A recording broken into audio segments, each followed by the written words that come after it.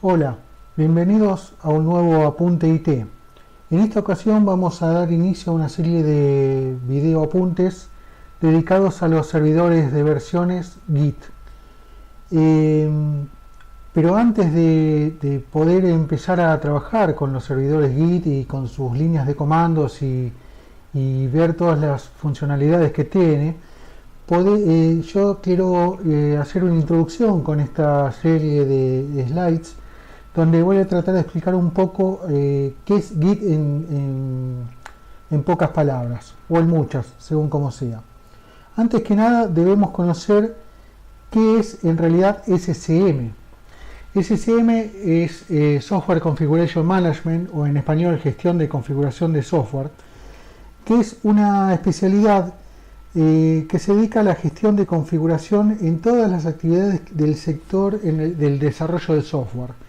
Esto quiere decir que es una actividad donde se utilizan diferentes herramientas, diferentes filosofías, diferentes modos de trabajo para poder gestionar todo lo que es la vida de un software desde que se inicia con su código fuente hasta el despliegue en su línea final, que sería la puesta en producción. Como vemos en estos tres puntos destacados, lo que trata el SCM es la elaboración del código fuente. Lo ideal en estos últimos años es que los desarrolladores o el grupo de desarrollo que está dedicado a un proyecto pueda trabajar simultáneamente en el código fuente en sí. Otro de los puntos destacados es poder hacer un seguimiento de todo el software que se esté desarrollando. Esto quiere decir que en cualquier momento yo puedo ver cuáles fueron las diferentes versiones de cada código en particular y cómo fueron cambiando esos códigos. Eso se le conoce como un control de versiones. Otro de los puntos destacados de la filosofía SCM es la integración de las partes del software en un solo producto de software. Esta parte es la más complicada de que se cumpla. ¿Por qué? Porque justamente SCM integra varias herramientas en sí. Para poder hacer un seguimiento de un desarrollo de un producto de software desde su inicio hasta su etapa final, debemos contar con un servidor de versiones de código fuente y de software y de binarios. Tenemos que tener un sistema de tickets que pueda llevar un control de los diferentes trabajos que se fueron realizando en cada momento de la vida del desarrollo del software. Necesitamos una herramienta que pueda testear en modo automatizado todo lo que se pueda, ese código que se generó y el binario que se desarrolló, y necesitamos otro software que nos ayude a desplegar, si es el modo automático mucho mejor, en las diferentes etapas de nuestro producto. Generalmente para poder llegar a un producto en la etapa de producción, que es la que ven los usuarios finales para poder utilizarlo, tenemos tres etapas en general. La etapa de desarrollo generalmente es un servidor donde se monta todo el ambiente donde se va a trabajar y se va a desarrollar ese software y va a emular toda la interfaz que va a ver el usuario final de ese producto. En esa etapa de desarrollo, el desarrollador o el equipo de desarrollo va a poder ver las funcionalidades, cómo van saliendo, si hay algunos errores, qué funcionalidades están fallando, para que a raíz de su trabajo en el código fuente puedan ir acomodando las funciones al gusto y a las necesidades de cada producto. Una vez que el desarrollador obtuvo a su conciencia el producto como corresponde, lo va a pasar a una etapa de testing. En esa etapa de testing, con unas herramientas se puede evaluar si todo el código cumple con lo que se dice, si no hay fallos, y se va a terminar desplegando en un ambiente de testing o de preproducción. Ese ambiente va a seguir testeándose y si todo cumple y sale como uno quiere, va a estar en condiciones para terminar siendo desplegado en el ambiente productivo, que es justamente el ambiente final donde ya el público en general va a poder interactuar con nuestro producto.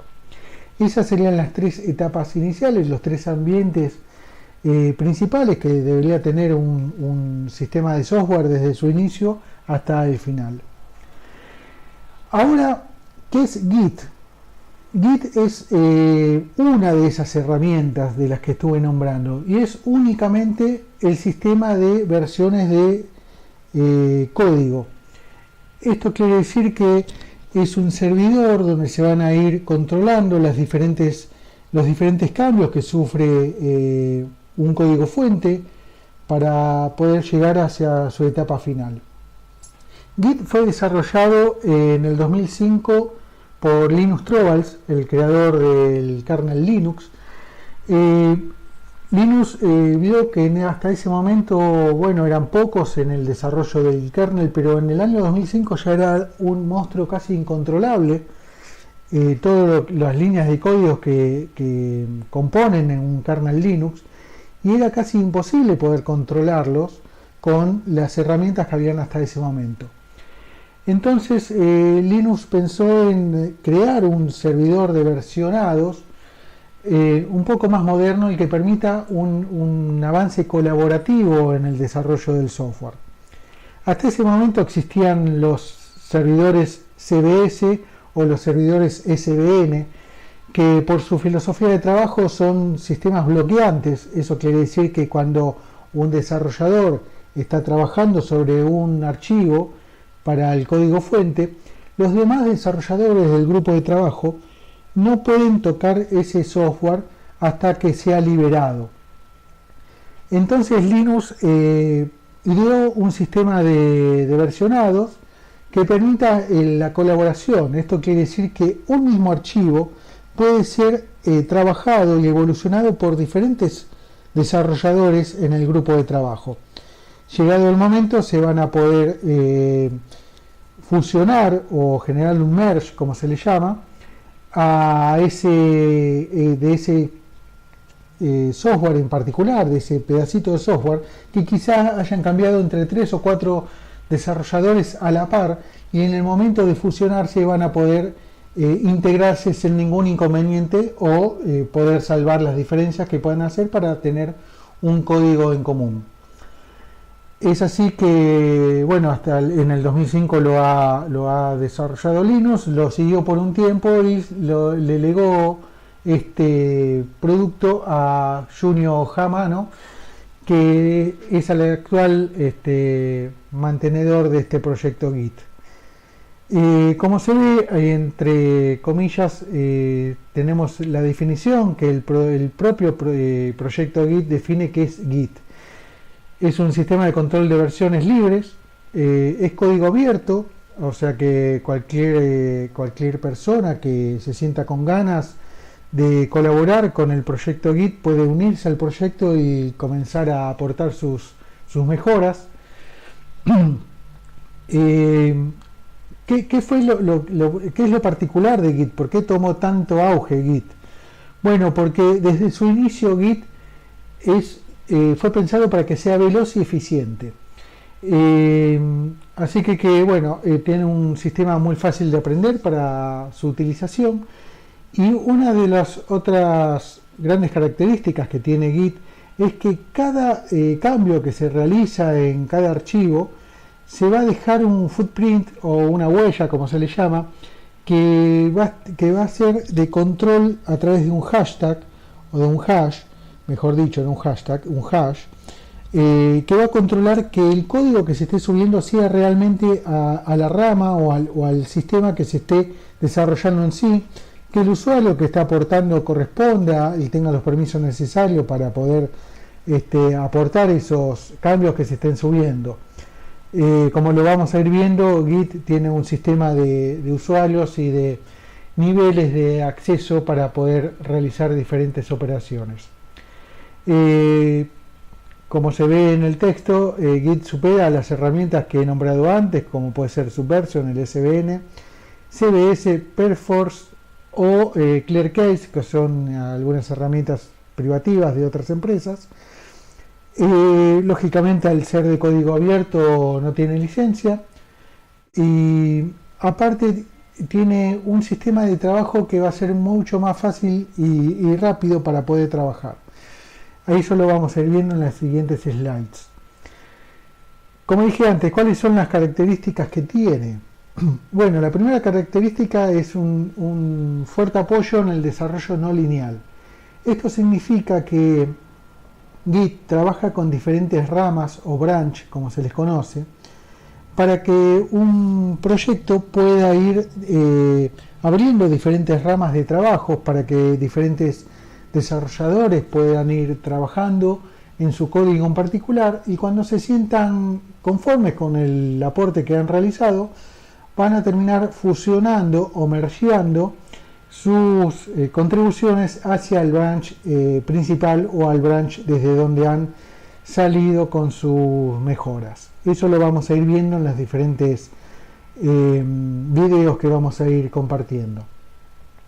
La gestión compartida. Gestión compartida significa que, como dije antes, el Git en particular ya de por sí es un repositorio, o sea que tanto cuando se instale un Git en una máquina local, ya en sí es un repositorio de versiones. O sea que ya en modo local vamos a tener nuestro propio historial del desarrollo que estemos realizando, vamos a tener nuestro propio sistema de control de versiones en forma local, y al ser distribuido nuestros cambios pueden ser compartidos con los demás desarrolladores en servidores remotos, donde se van a ir compartiendo nuestras contribuciones hacia el proyecto que estemos desarrollando. La compatibilidad con sistemas y protocolos existentes significa que justamente para poder aportar nuestras mejoras hacia un repositorio en común remoto, podemos comunicarnos y hacer nuestros aportes a través del protocolo TCP/IP, que es el HTTP o el HTTPS, como se quiera trabajar o como esté configurado el servidor remoto, y también se puede contribuir a través del SSH. Todo esto nos permite que nuestras contribuciones sean encriptadas y van a estar protegidas frente a diferentes ataques que pueda sufrir nuestro servidor o nuestras comunicaciones en el repositorio. Otros protocolos que puede soportar un repositorio Git es el FTP o un rsync. No son muy utilizados, ya que el TCP/IP y el SSH cumplen con la mayoría de los sistemas actuales. Bueno, el manejo eficiente de grandes proyectos, como dije antes, es un sistema pensado ya desde el inicio para grandes proyectos. Imagínense que fue pensado para darle una solución al proyecto del kernel Linux, así que imagínense que puede soportar grandes proyectos. Autenticación criptográfica del historial. Esto es un poco lo que estaba comentando antes, que cada vez que nosotros generamos un commit, como se le conoce, o una contribución al repositorio, ese repositorio, esa contribución va a estar encriptada y va a estar asignándose un ID para cada versión de archivo que se esté contribuyendo al repositorio. Esto nos va a permitir tener un historial del proyecto, un historial de ese archivo en particular, en el cual vamos a conocer en qué momento fue publicado, quién fue el responsable de los cambios en cuál momento. Podemos incluso regresar a versiones anteriores de ese mismo archivo, o mismo ver el historial y saber en qué momento fue cambiado o qué se vino cambiando desde tal momento en cada archivo. Eso lo vamos a ir viendo en los diferentes videos, como dije antes. Bueno, las estrategias de fusión o merge, yo le voy a decir merge de ahora en más, de modo desplegable. Esto quiere decir que el merge de archivos se realiza en modo automático.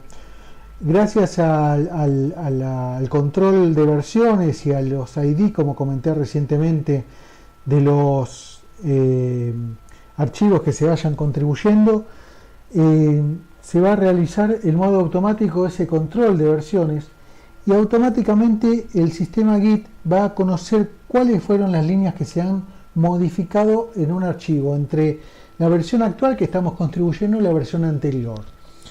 Git, a raíz de su sistema de funcionamiento, de su encriptación y de su control de versiones a través de IDs, va a conocer cuáles son las líneas que se fueron cambiando y se van a mergear o a fusionar automáticamente en un nuevo archivo resultante. Toda esta inteligencia la tiene Git actualmente, y si en algún momento por alguna causa Git reconoce que hay un conflicto entre versiones, entre el archivo que estamos tratando de contribuir y el archivo existente en el repositorio, hay un conflicto, como se le llama en el código, que no se puede fusionar o mergear automáticamente, Git nos lo va a indicar y nos va a dar la posibilidad de poder mergearlo de modo manual, y ahí va a ser una intervención humana y va a aparecer la figura del merger, que se le llama, que va a ser una persona encargada de poder ver las líneas entre un archivo y otro y saber cuál es la línea resultante que debería tener. Una vez que el merger fusiona y genera el nuevo archivo como corresponde, ahí lo va a poder contribuir y va a poder aportarlo hacia el repositorio final. Aquí en esta slides les muestro un poco cómo es el tema de ramificaciones o branches, que se le llama, y el sistema de fusiones o merge, que se le llama. Les quiero hacer notar que generalmente se utiliza, aquí tenemos varios branches marcados. El master va a ser, o el main, va a ser la rama principal, que se le llama. Va a ser la rama que va a contener el código resultante y el código que va a tener las versiones que se van a terminar desplegando hacia la producción. Así que la rama master o la rama main únicamente va a contener el código resultante que va a terminar siendo desplegado. Gracias al sistema de ramificaciones que tiene Git, podemos crear tantos branches o tantas ramificaciones como sean necesarias. Generalmente en proyectos medianos a grandes se utilizan los primeros 4 que están marcados en este caso. Sería el master, una rama llamada development, que va a ser la rama de desarrollo, que va a ser la rama que se va a estar trabajando continuamente en el proyecto. Puede haber una rama release, que se le llama, que sería un código tentativo para poder tenerlo y pasarlo a producción. Ahí vamos a ir quizá evolucionando pequeñas funcionalidades que se vayan solicitando o vayan apareciendo a lo largo del proyecto para ser contribuidas. Y una rama de hotfix. La rama de hotfix es muy importante, ya que es la rama donde se van a arreglar los bugs o los issues que aparezcan sobre la rama principal, que es la rama productiva. Supónganse que hemos desplegado la versión 1, como se ve en el gráfico, y encontramos un bug. Entonces lo que se hace es abrir una rama en la rama de hotfix, generar el parche sobre ese bug y volver a contribuirlo. Así que vamos a seguir cómo sería en este gráfico el proceso para poder llegar a producción. Vamos a iniciar desde la versión 0.1 en el branch, que es la rama inicial. Ahí está nuestro código inicial. Vamos a comenzar vamos a abrir una rama nueva que se va a llamar desarrollo o develop. Ahí vamos a crear nuestro primer punto, vamos a generar nuestra evolución en el software y vamos a generar nuevas funcionalidades a ese proyecto. Podemos generar una rama, un branch llamado future, o trabajar directamente sobre la rama developer. Eso lo va a decidir cada grupo de trabajo. Si seguimos el gráfico que tenemos en pantalla, vamos a abrir una rama future. Fíjense que tenemos 2 ramas en future, porque cada desarrollador va a poder crearse localmente su rama future y una vez que evoluciona sus nuevas características, sus nuevas contribuciones, va a sumarlas hacia la rama de desarrollo. El desarrollador 1 genera dos versiones y lo contribuye primero hacia la rama de desarrollo. El segundo desarrollador, una vez que evolucionó sus contribuciones, contribuye hacia la rama de desarrollo. En ese punto estamos en condiciones de poder decir que hasta este momento tenemos nuestra primera evolución en el software que estemos desarrollando. Entonces lo que vamos a hacer es contribuir todas estas evoluciones que realizamos hasta el momento a la rama release. En la rama release nosotros vamos a evolucionar en un punto más y vamos a hacerle una mejora sobre ese release por alguna causa, y llegado a ese momento vamos a contribuir esa nueva mejora que no la tiene ni la rama desarrollo ni la rama principal, la vamos a contribuir a las dos ramas que acabo de nombrar. Por ejemplo, a la rama de desarrollo le vamos a contribuir esta nueva funcionalidad, y ya vamos a contribuir hacia la rama master nuestro primer release. En ese punto tenemos la versión 1 de nuestro producto, lo desplegamos a producción, y en la rama de desarrollo nosotros seguimos evolucionando, como se ve, con diferentes funcionalidades que se van a desplegar en las próximas versiones. Y a su vez, en la rama future vamos a seguir evolucionando con diferentes funcionalidades que se nos han encargado para poder evolucionar nuestro producto. Llegado al punto 1, ya desplegamos nuestra versión 1, y como comenté antes, se descubre que tenemos un pequeño bug en esa versión 1. Es por eso que necesitamos sacar una rama nueva y la vamos a trabajar sobre el branch denominado hotfix. Ahí vamos a generar nuestro bug, nuestro parche o nuestro fix sobre ese bug, y una vez solucionado vamos a contribuir a la rama principal con la versión 1.1, donde va a terminar nuestra versión con la solución de ese bug descubierto. Pero no tenemos que perder de vista que necesitamos contribuir ese bug a la rama desarrollo también, porque si no lo hacemos, cuando vayamos a desplegar la próxima versión desde desarrollo, vamos a arrastrar, vamos a traer ese bug que se suponía solucionado. Entonces, hay que tener en cuenta que una vez solucionado ese bug, tenemos que contribuirlo también en la rama de desarrollo. Esto sería un branch mediano, de mediana complejidad, un repositorio Git de mediana complejidad. Estos branches, que lo estamos viendo en colores violeta, amarillo y verdes y rosado, pueden ser infinitos. Así que tengan en cuenta de que esto puede ser tan complicado como sus mentes lo puedan imaginar. Vamos a pasar ahora a este slide, que solamente les voy a mostrar cómo es que se puede llegar a ver las contribuciones otorgadas en cada repositorio. Por eso es que lo he nombrado como datos seguros, porque fíjense que en cada renglón que estamos viendo ahí marcado, nos marca la hora, la fecha y el número de versión que se contribuyó y qué usuario lo ha contribuido. Incluso debajo, en esta vista que puse de ejemplo, nos está indicando con una breve descripción qué es lo que se mejoró en cada momento, en cada commit, en cada contribución. Esto lo vamos a ir viendo y va a tener un poquito más de vista cuando vayamos viendo los diferentes slides, en los diferentes videos, cómo se pueden contribuir los archivos. En el próximo slide les quiero mostrar cómo es que es el modo de trabajo de un repositorio Git.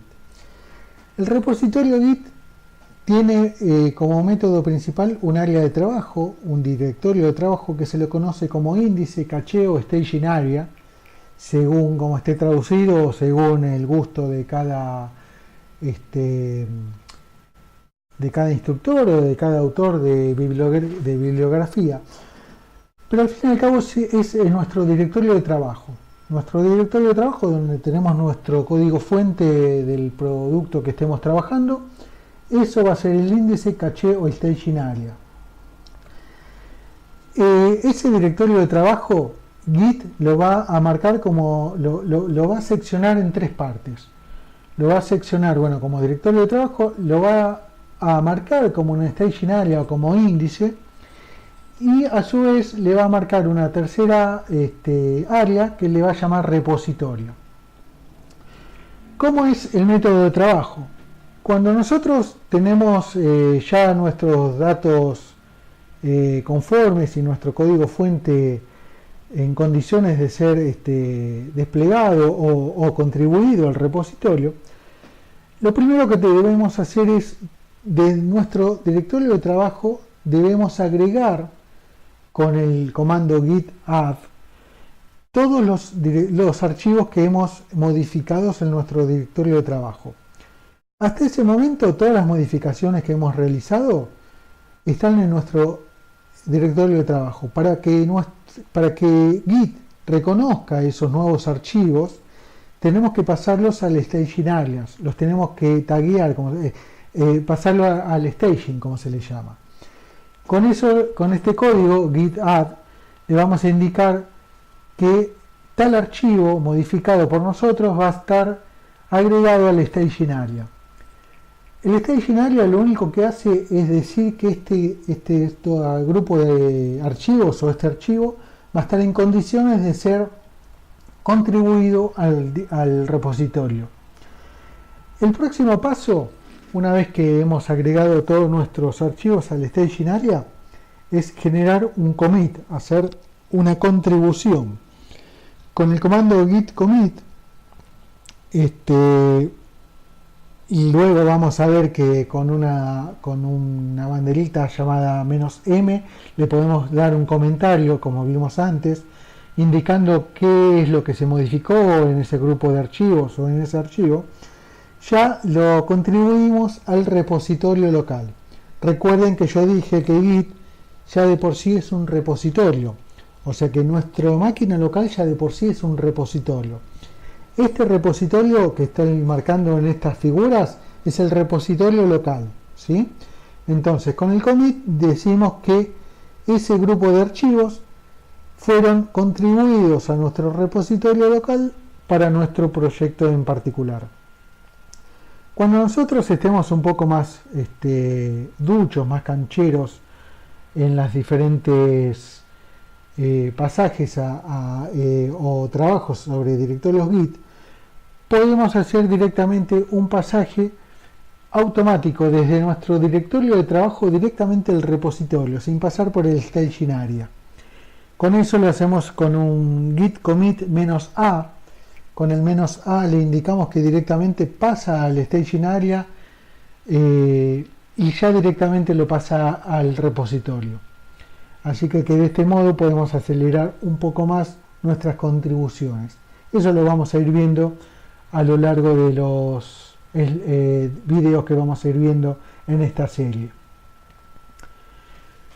Ahora les quiero mostrar los modos de trabajo que hay para los repositorios. Esto está en Git y es válido para cualquier otro sistema de repositorios que soporten las contribuciones distribuidas.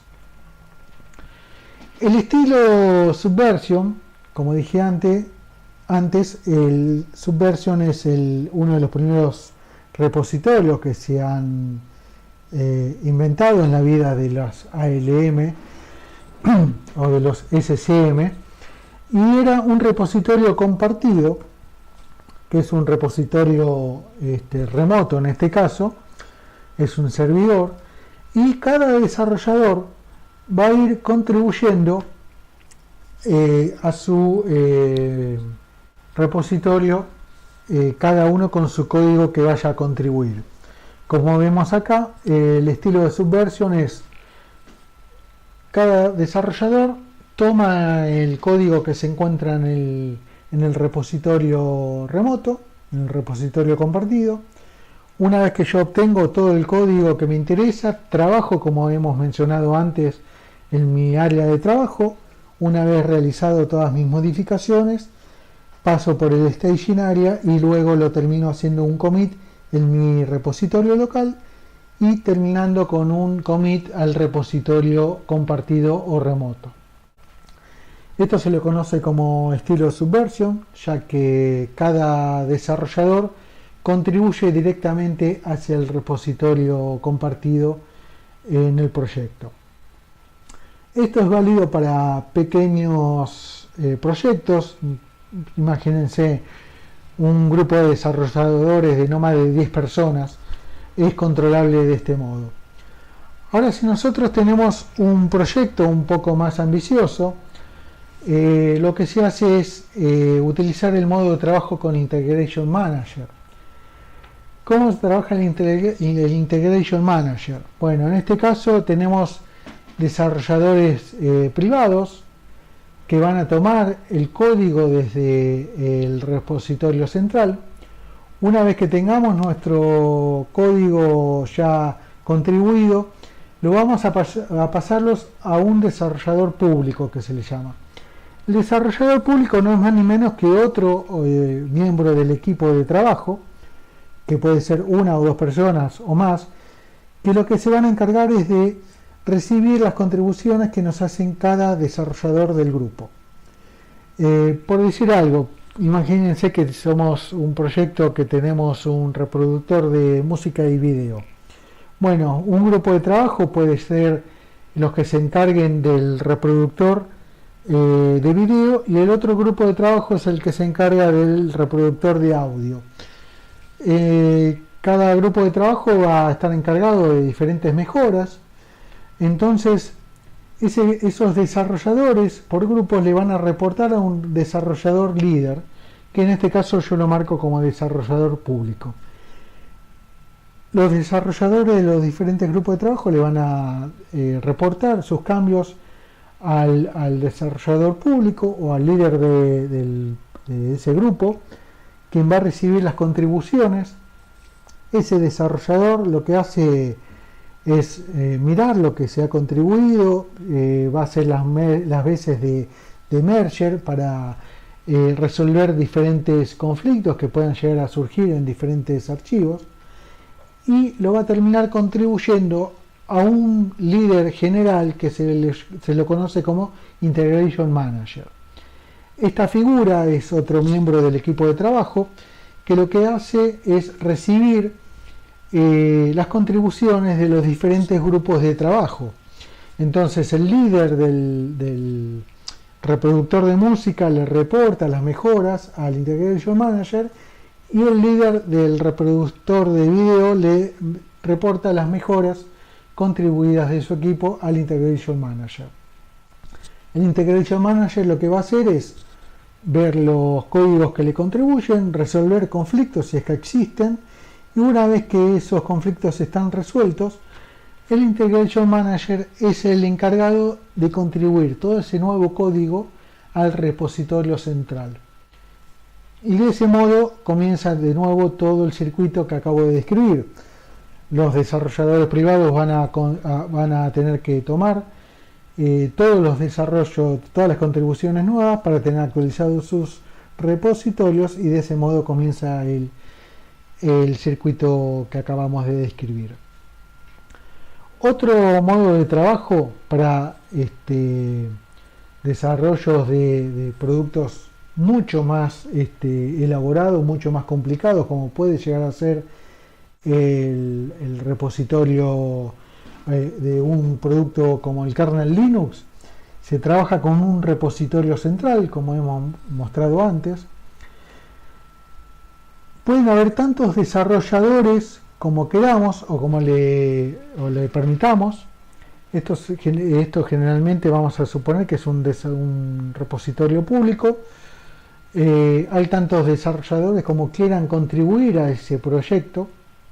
Lo que van a hacer es tomar todo el código de ese producto, cada desarrollador va a realizar su mejora, sus contribuciones, y una vez que tengan la contribución realizada, cada desarrollador va a tener que reportar sus mejoras a un teniente, que se le llama. Un teniente no es más ni menos que otro miembro del equipo de este grupo de trabajo, que lo que hace va a ser centralizar las mejoras por grupos más pequeños de desarrolladores. Estos tenientes van a estar encargados de mergear las mejoras, de aceptar o no las contribuciones de cada desarrollador, y una vez que los tenientes tienen su resultante y están conformes con lo que han contribuido sus equipos, se van a reportar a un dictador. El dictador no es más ni menos que otro miembro del grupo de trabajo. Si queremos seguir dando el ejemplo del kernel Linux, el dictador va a ser Linus Torvalds, ni más ni menos. Él va a contener y va a recibir las contribuciones de solamente 2 tenientes en este ejemplo. Imagínense que los tenientes le están haciendo todo el filtro que Linus Torvalds ha ideado desde el inicio, ¿verdad? Los tenientes le reportan al dictador las mejoras del proyecto. El dictador nuevamente va a fusionar las mejoras, va a aceptar o rechazar las diferentes líneas de código, y una vez que el dictador esté conforme con las contribuciones que se han otorgado, va a terminar comitiéndolas o contribuyéndolas al repositorio central.